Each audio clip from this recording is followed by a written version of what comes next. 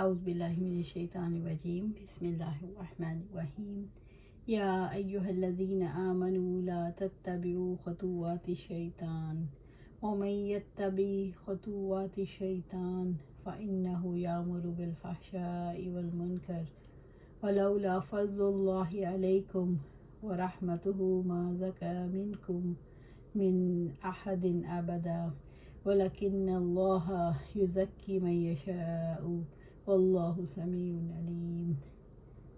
اے لوگو جو ایمان لائے ہو، تم شیطان کے نقش قدم کی پیروی نہ کرو، اور جو شخص شیطان کے نقش قدم کی پیروی کرے گا تو بلا شبہ اسے بے حیائی اور برائی کا حکم دے گا، اور اگر تم پر اللہ تعالیٰ کا فضل اور اس کی رحمت نہ ہوتی تو تم میں سے کوئی بھی کبھی پاک نہ ہو پاتا، لیکن اللہ تعالیٰ جس کو چاہتا ہے پاک کرتا ہے، اور اللہ تعالیٰ سب کچھ سننے والا، سب کچھ جاننے والا ہے۔ سورۃ النور آیا 21۔ یا ایہا الذین آمنوا، اے لوگو جو ایمان لائے ہو، یعنی اے لوگو جنہوں نے اپنے رب کو مان لیا اور اس کی تصدیق کی، لا تتبعوا خطوات الشیطان، تم شیطان کے نقش قدم کی پیروی نہ کرو، یعنی شیطان کے راستوں، اس کے نقش قدم اور اس کی باتوں پر نہ چلو۔ شیطان اپنے قدم یعنی وسوسے انسان کے دل میں رکھتا ہے۔ شیطان کے قدم یعنی وسوسے کے پیچھے اپنا خیال رکھ دینا، یعنی جو خیال شیطان ڈالے پیچھے پیچھے وہی سوچنے لگ جانا۔ مثلا شیطان نے دل میں کسی کے خلاف کوئی برائی ڈالی تو انسان اس برے خیال پر غور و فکر کرنے لگ جائے، پھر اس کے دل میں تلخی پیدا ہو جائے، یہ تلخی بدگمانی میں بدل جائے، تو یہ شیطان کے قدم کے پیچھے اپنے شعور کے قدم رکھتے جانا ہے، یعنی شیطان کے قدموں کی پیروی کرنا۔ وَمَن يَتَّبِعْ خُطُوَّاتِ الشَّيْطَانِ، اور جو شخص شیطان کے نقش قدم کی پیروی کرے گا، شیطان کے قدم وسوسے یعنی منفی خیالات ہیں۔ جب بھی انسان کے اندر منفی خیالات ابھرتے ہیں تو یہ شیطان ہوتا ہے جو انسان کے دل میں ان وسوسوں یا منفی خیالات کو پھینکتا چلا جاتا ہے۔ اللہ تعالیٰ نے انسان کو اپنے دشمن کے قدموں کی پیروی کرنے سے، یعنی منفی خیالات پر غور و فکر کر کے کسی برائی میں مبتلا ہونے سے روکا ہے، کیونکہ منفی احساسات یا منفی خیالات یا وسوسوں کی پیروی کرنا ایک مومن کو زیب نہیں دیتا، اور یہ بھی اس کے لائق نہیں کہ وہ اپنے دشمن کو اپنا رہنما بنا لے۔ فَإِنَّهُ يَأْمُرُ بِالْفَحْشَاءِ وَالْمُنکَرِ، تو بلا شبہ وہ اسے بے حیائی اور برائی کا حکم دے گا۔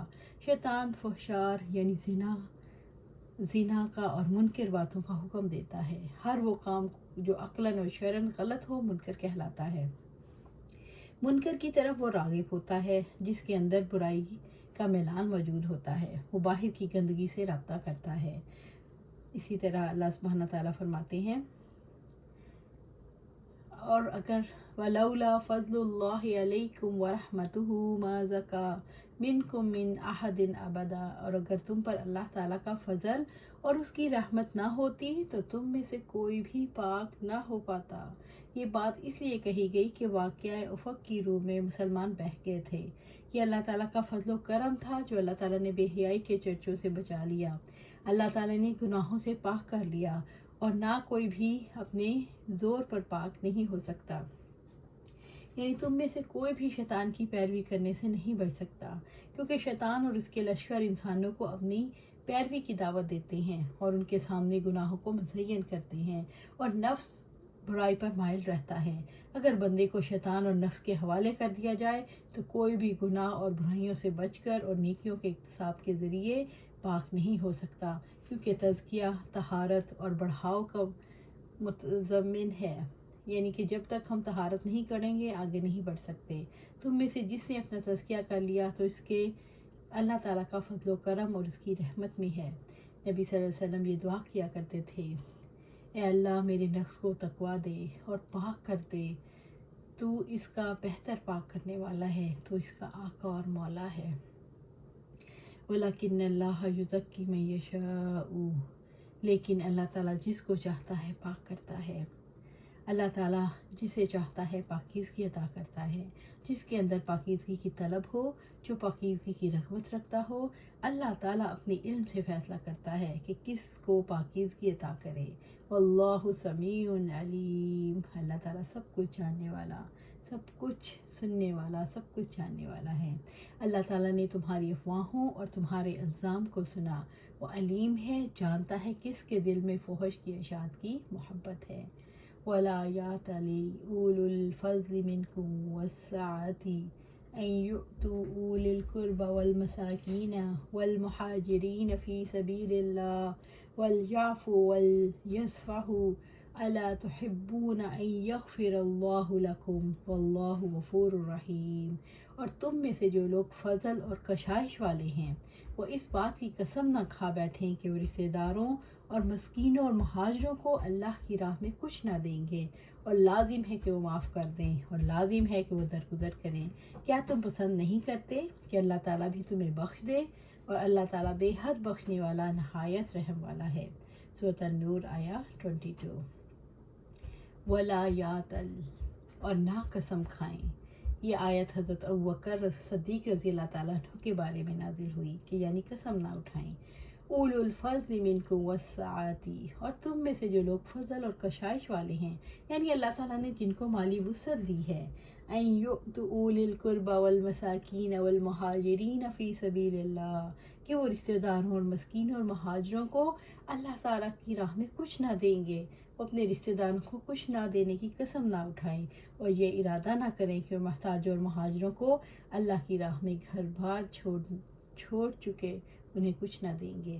واقعہ افق میں ملوث ہونے والے میں مستہ بن اساسہ رضی اللہ عنہ بھی شامل تھے، جو ابوبکر صدیق رضی اللہ عنہ کے رشتہ دار تھے۔ وہ اللہ کے راستے میں ہجرت کرنے والے اور انتہائی نادار تھے۔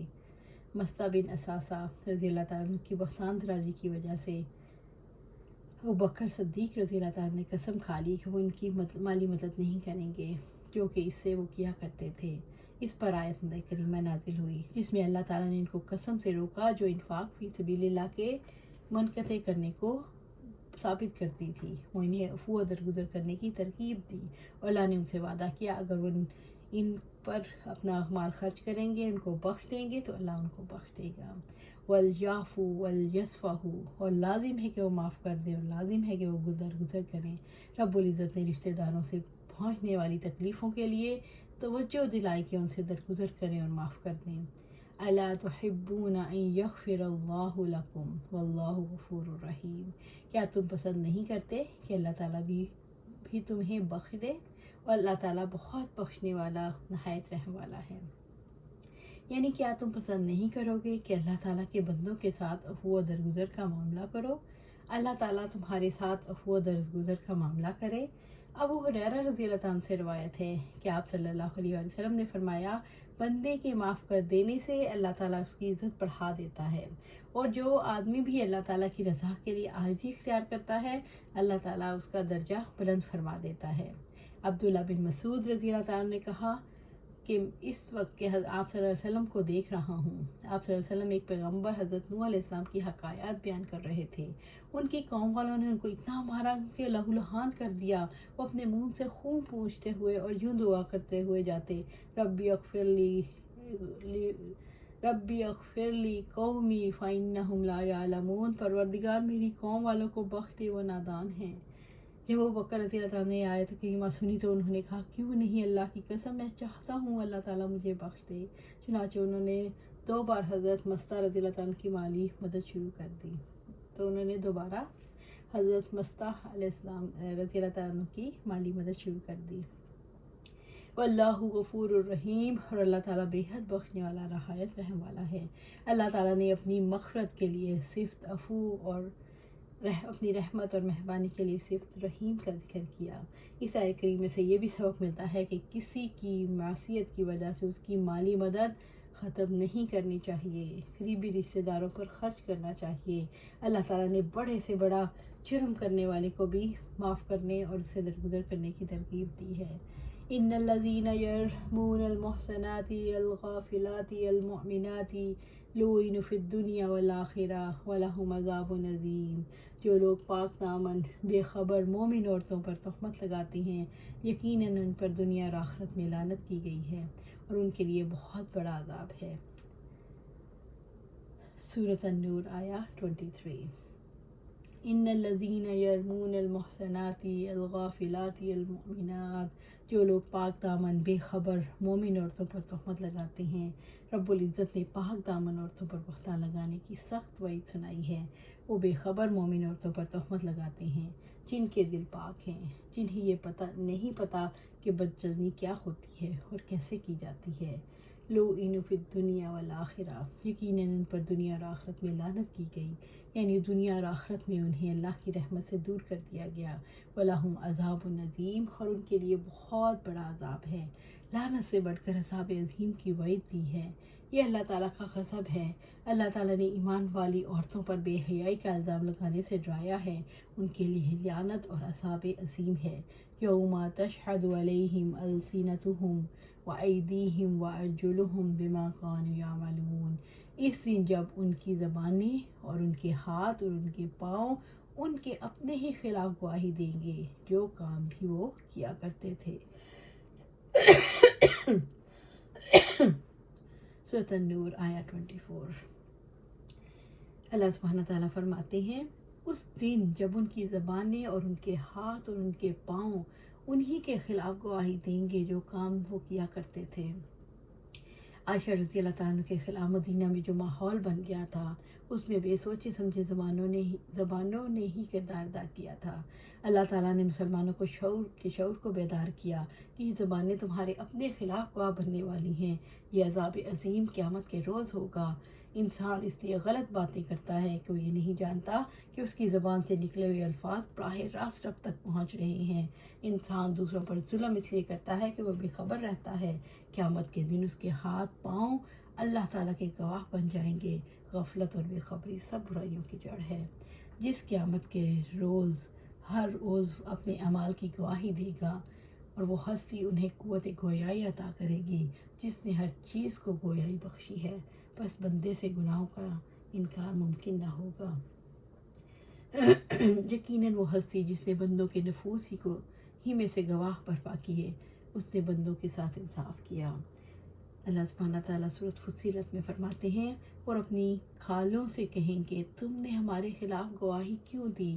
وہ کہیں گی ہمیں اسی اللہ نے گویائی دی جس نے ہر چیز کو گویائی دی ہے، اور اس نے تمہیں پہلی مرتبہ پیدا کیا، اسی کی طرف تم واپس لائے جا رہے ہو۔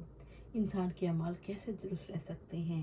انسان کے اعمال اسی صورت میں درست رہ سکتے ہیں اگر اس کو یہ احساس ہو جائے کہ وہ ہر وقت اللہ کی نگاہ میں ہے اور اس کا ہر عمل ریکارڈ ہو رہا ہے۔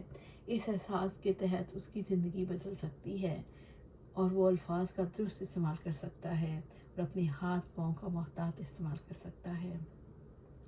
یومئذ یوفیہم اللہ دینہم الحق ویعلمون ان اللہ هو الحق المبین، اس دن اللہ تعالیٰ انہیں پورا حقیقی بدلہ دے دے گا۔ وہ جان لیں گے بلا شبہ اللہ تعالیٰ ہی حق ہے جو ظاہر کرنے والا ہے۔ سورۃ النور آیہ 25۔ یومئذ یوفیہم اللہ دینہم الحق، اس دن اللہ تعالیٰ انہیں پورا حقیقی بدلہ دے دے گا، یعنی قیامت کے دن رب العزت ہر ایک کو اس کے اعمال کی پوری جزا دیں گے۔ اللہ تعالیٰ عادل ہے، وہ کسی کے اعمال کی جزا میں کبھی نہیں کرے گا۔ اس دن چھوٹے بڑے سب اعمال اپنے سامنے موجود پائیں گے، جیسا کہ فرمایا اور کتاب اعمال رکھ دی جائے گی، بس آپ مجرموں کو دیکھیں گے، وہ اس سے ڈرنے والے ہوں گے جو اس میں ہوگا اور کہیں گے ہائے ہماری کمبختی، یہ کتاب کیسی ہے جس نے چھوٹا بڑا کچھ بھی نہیں چھوڑا مگر اس کو شمار کر رکھا ہے، اور جو بھی انہوں نے کیا تھا وہ سب ان کو سامنے پائیں گے، سب اس کو سامنے پائیں گے، اور آپ کا رب کسی ایک پر ظلم نہیں کرتا۔ سورۃ کاف آیہ 49۔ وَيَعْلَمُونَ أَنَّ اللَّهَ هُوَ الْحَقُّ الْمُبِينُ، وہ جان لیں گے بلا شبہ اللہ تعالیٰ ہی حق ہے جو ظاہر کرنے والا ہے۔ اس عظیم موقع پر انہیں معلوم ہو جائے گا کہ اللہ تعالیٰ ہی واضح حق ہے، اس کے اوصاف حق ہیں، اس کے افعال حق ہیں، اس کی ملاقات حق ہے، اس کی عبادت حق ہے، اس کے وعدے حق ہیں، اس کی وعیدیں حق ہیں، اس کے رسول حق ہیں، اس کا دین حق ہے۔ جس دن حساب کتاب ہوگا، جس دن ہر انسان کو اس کے کیے کا پورا بدلہ مل جائے گا، اس دن انسان کو پتہ چل جائے گا کہ اللہ تعالیٰ ہی حق ہے، سچ کو سچ کر دکھانے والا ہے۔ اللہ سبحانہ تعالیٰ سے دعا ہے کہ اللہ ہمیں یہیں اس دنیا میں ہمیں دکھا دے کہ اللہ حق ہے، اس کی ملاقات حق ہے، اس کی عبادت حق ہے، تیرے وعدے حق ہیں، تیری وعیدیں حق ہیں، تیرے رسول حق ہیں، تیرا دین حق ہے۔